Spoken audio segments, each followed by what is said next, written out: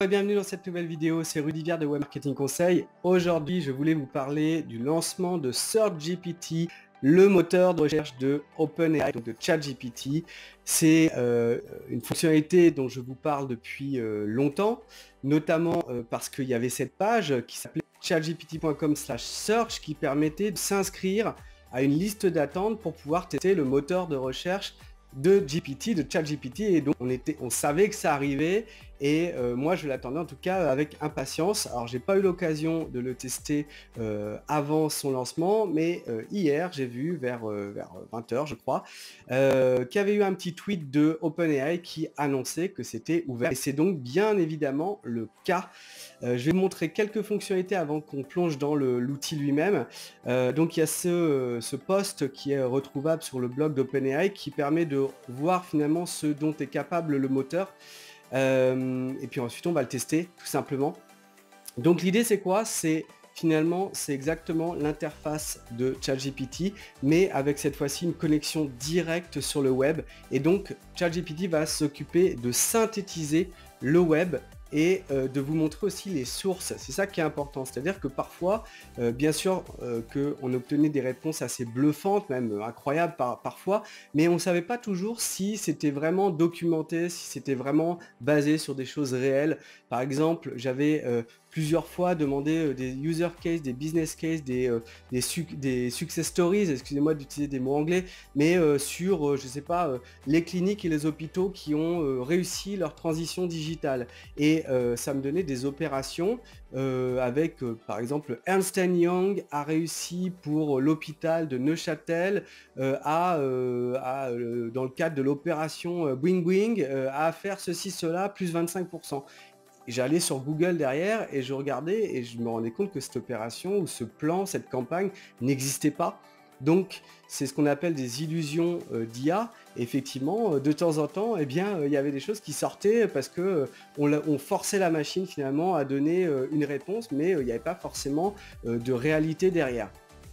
Quand ChatGPT est déconnecté, effectivement, il travaille sur un set de données qui est certainement composé de milliards de documents, bien sûr, mais il n'avait pas un accès direct au web. Et là, c'est ce qui va changer avec ChatGPT, ou plutôt SearchGPT. C'est cette petite icône, vous l'avez vu rapidement, bleue. Eh bien, on va obtenir un résultat en fonction d'une requête, comme sur Google, mais on va obtenir une fusion du meilleur du web, j'ai envie de dire, de ce que vous attendez. Par exemple, là, on a une requête où on va obtenir un mix de texte et d'images. Parfois, on va avoir des résultats de type cartographique. Parfois, ça va être des évolutions, des graphiques. Parfois, ça peut être un document. Donc, on va rester aussi dans ce côté multimodal qui fait la force de ChatGPT, c'est-à-dire qu'on va pouvoir mettre une photo et requêter à partir de cette photo.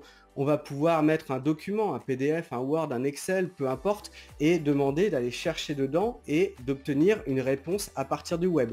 Ou on va tout simplement pouvoir faire comme sur Google, une requête texte, un prompt texte, et obtenir un résultat, mais qui va non pas être une suite de pages à cliquer, mais plutôt vraiment une réponse synthétique.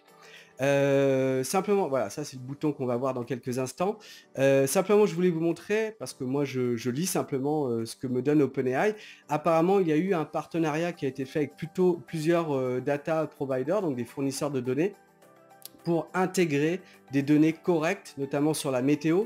Donc vous allez pouvoir planifier vos voyages, planifier simplement votre week-end avec des données réelles, pas inventées.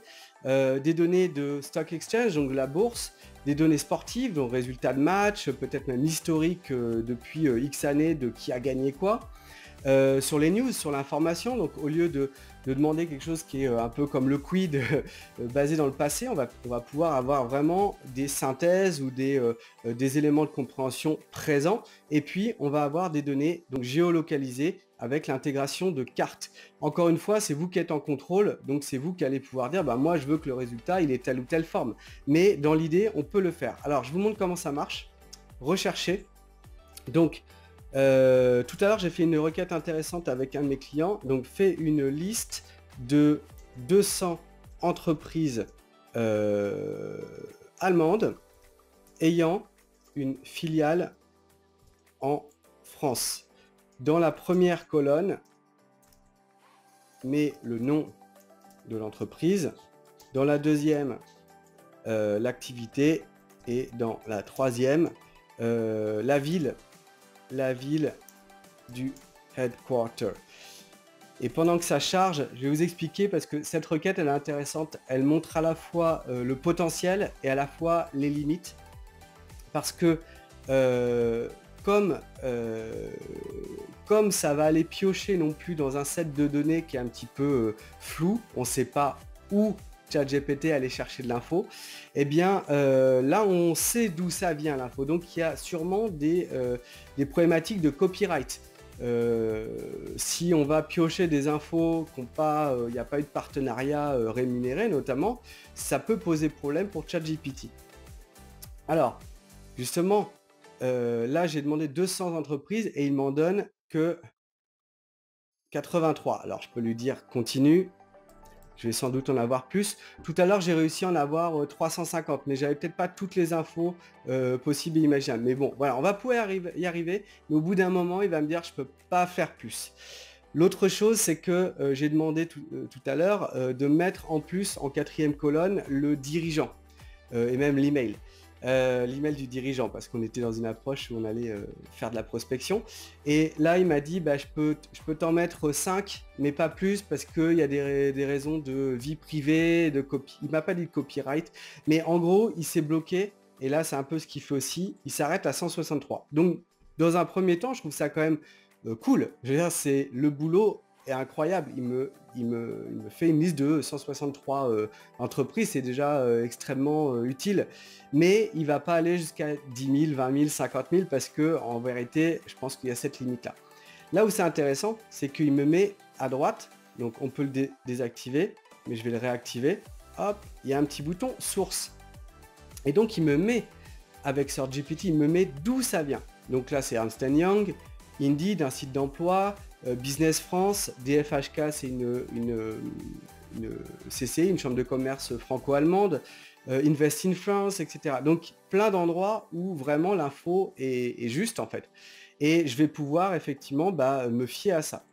Et je vais aussi pouvoir faire, je vous disais tout à l'heure, les user cases n'étaient pas bons. Là en fait, sors-moi 3 user cases où success stories de buzz marketing en B2B par exemple. On va voir ce qui me sort. Mais au moins, je vais avoir la sécurité, la sûreté que ça vient bien de la vie réelle. Qu'il n'est pas en train de m'inventer quelque chose qui n'existe pas. Autodesk, campagne Autodesk aux Oscars. Autodesk a lancé une campagne innovante en créant un personnage fictif, ok. Et là, vous voyez, Wall Street Journal. J'ai la source, je peux retrouver les éléments. Be the Buzz, pareil, j'ai un lien.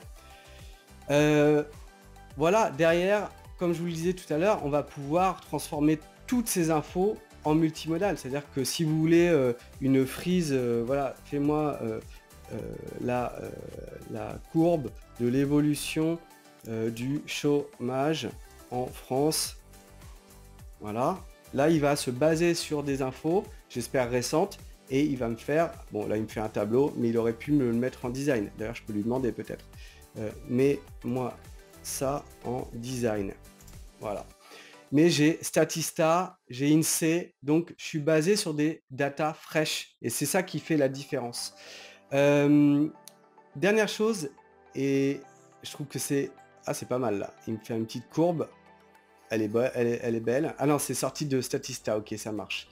Donc il veut pas me le faire, non, il me sort juste la courbe. Bon, je suis sûr que c'est possible d'avoir la courbe générée par lui, mais je vais pas passer plus de temps là-dessus. Dernière fonctionnalité qui est offerte avec ChatGPT, c'est il y a une extension Chrome maintenant qui va remplacer en fait la recherche dans la barre de tâches. Vous savez, c'est une habitude, on va mettre comment monter un meuble par exemple. Et j'arrive sur Google parce que la barre est connectée à Google. En tout cas, dans 95% des navigateurs, c'est le cas. Et du coup, je suis habitué à avoir un résultat sur Google. Et avec l'extension Chrome ChatGPT, si je requête ici, eh bien, ça va ouvrir un SearchGPT.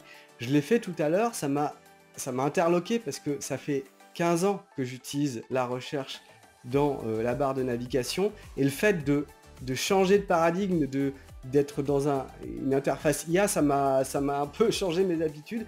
Et du coup, j'ai décidé de revenir à Google, mais je pense que on va être de plus en plus à utiliser cette fonctionnalité directement dans la barre des tâches. Et ça veut dire quoi? Ça veut dire que Google est en grand danger. C'est en grand danger. C'est quand même la pierre angulaire du business de Google, c'est le search, hein. Google Maps, Gmail, YouTube, c'est des pierres autour pour obtenir de la donnée sur vous, sur vos déplacements, sur ce que vous aimez, ce que vous regardez. Mais en vrai, c'est le search, la base de son business. Donc là, SearchGPT est en train vraiment d'aller sur leur terrain, sachant qu'il y a les AI Overviews de Gemini qui sont sortis, je crois, aux États-Unis, qui permettent en fait d'avoir, comme sur ChatGPT maintenant, donc des résultats qui sont simplement des synthèses d'une requête. Donc on va plus avoir ces résultats, cette liste de résultats, on va avoir directement une réponse à notre question avec toutes les informations cumulées, synthétisées au même endroit. Alors comment va s'en sortir Google? Je ne sais pas. Apparemment les derniers tests dont il parlait sur AI Overviews étaient plutôt positifs et apparemment ça leur permettait de irriguer tous leurs services avec l'intelligence artificielle. Ça avait fait augmenter leur chiffre d'affaires. Mais en plus, dans le search lui-même, il y avait apparemment plus de requêtes, on restait plus longtemps sur le moteur. Alors je ne sais pas si c'est des relations de presse de dire ça, est-ce que c'est pour sauver les apparences ou si c'est vraiment un moteur de croissance pour Google, mais on voit qu'on est en train d'accélérer et le SEO à l'ancienne est peut-être déjà en train de switcher vers un autre monde. Ça va être super intéressant. Je ne sais pas si ChatGPT a ses chances contre Google, mais ça va être un énorme fight. Et donc, on va regarder comment ça se passe dans les mois et les années qui viennent. Si vous avez aimé cette vidéo, abonnez-vous, laissez un petit pouce bleu, vous connaissez. Mettez la petite cloche pour recevoir les alertes sur les nouvelles vidéos. Mettez évidemment un commentaire. Moi, ça m'aide à savoir que j'aide des gens, que vous prenez du plaisir à les regarder ces vidéos. Vous pouvez aussi mettre dans les commentaires les thèmes qui vous intéressent en particulier. Moi, ça peut me permettre de trouver d'autres sujets qui vous intéressent peut-être plus. Et je vous dis donc à bientôt pour de nouvelles vidéos. À très bientôt. Je vous dis donc à bientôt pour de nouvelles vidéos. À très bientôt.